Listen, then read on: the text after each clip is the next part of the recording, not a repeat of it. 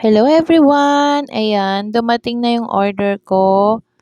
Galing sa TikTok. Inorderan ko ng cellphone case yung aking anak dahil nga yung cellphone niya ay lagi niyang naiiwan kung saan niya lang nailalapag. Kaya ang ginawa ko, umorder ako ng may lace na siya. Yung parang lanyard, ganyan. Para hindi na niya naiiwan kung saan yung kanyang cellphone.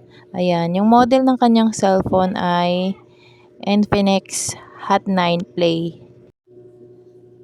Ayan, nabili ko siya sa halagang 188 lang. Ayan, sosyalin na siya. Kasi yung dati niyang cellphone case ay yung Pop-It na yan, yung nauso yung Pop-It yan. Magpapalit din siya ng cellphone case. So ngayon, dahil nga sasama siya sa field trip, kailangan niyang may tali yung kanyang cellphone para lagi na lang nakaano sa kanyang liig. Yan siya. At maganda naman siya. Makapal yung cellphone case.